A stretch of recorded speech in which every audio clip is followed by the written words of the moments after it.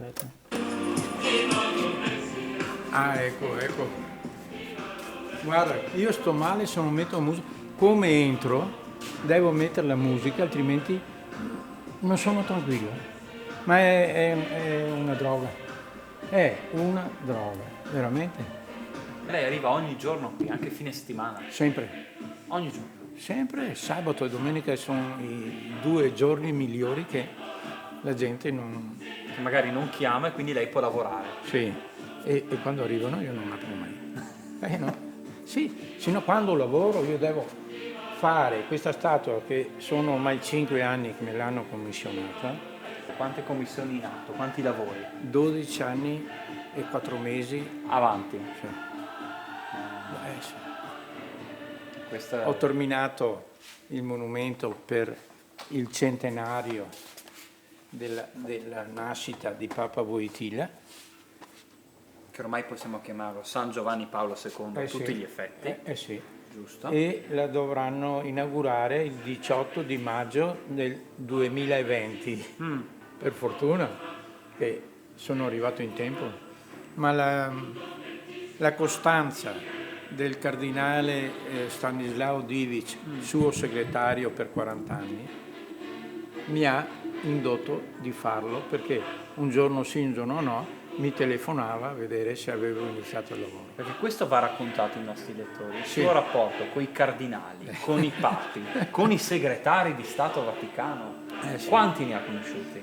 6 papi. 6 papi. 6 papi e tutti i cardinali del Vaticano, tutti, dai vari prefetti, i vari vicari, tutti, Però segretari chi di l'è Stato. entrato veramente nel cuore è San Giovanni Paolo II, Sì. con il quale lei aveva questo rapporto speciale. Vero? Certo. Ho lavorato 27 anni con Papa Wojtyla.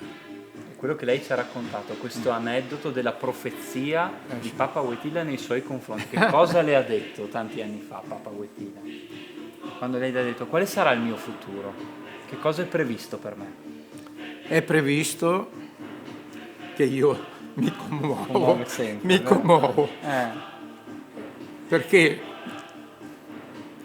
lui era seduto in una poltrona. Ma dove eravate? A Roma? In Vaticano, a Roma. nel suo appartamento. E mi ha detto, no, tu devi vivere 104 anni per esaudire tutti gli ordini che avrai. E si parla di 20 anni fa. Certo. E in effetti aveva ragione, perché ne sono arrivati tantissimi. Quindi lei vivrà fino a 104 anni, disse il Santo Padre, e poi che cosa succederà? Che mi siederò su una sedia 6 giorni prima di morire.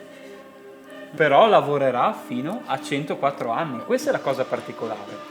Quindi è come una missione che è arrivata dal cielo per lei. Certo, questo è. E quindi una vita dedicata alla scultura religiosa soprattutto, perché lei è conosciuto in tutto il mondo per essere lo scultore del vento e lo scultore dei papi. Perché? Perché quanti papi ha rappresentato? Tutti, quelli che poteva rappresentare. 6 papi e poi un'infinità di santi, da Padre Pio.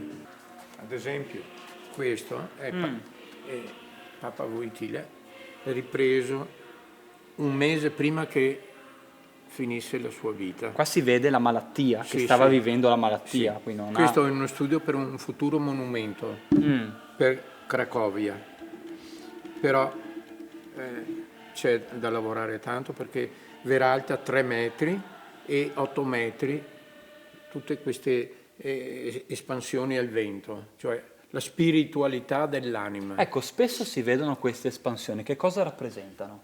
Rappresentano lo spirito che noi dentro abbiamo, una evanescenza che sale verso il cielo. Tutte vanno verso il cielo. Quindi la quarta dimensione è questa.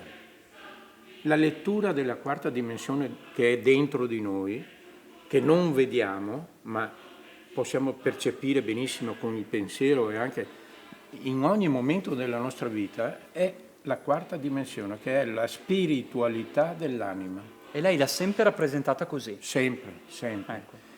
Poi c'è questo che ho avuto l'onore di conservarlo perché la concessione da parte del Vaticano di custodire questo sangue. È stato prelevato 2 giorni prima della sua morte, perché pensavano che di fargli un altro intervento, di un'altra operazione, invece gli hanno prelevato il sangue per poi trasferirlo alla fine operazione. È una cosa un po' emozionante, perché Papa Wojtyla era un personaggio che quando parlava trasmetteva il suo pensiero e la gente che era attorno lo capiva.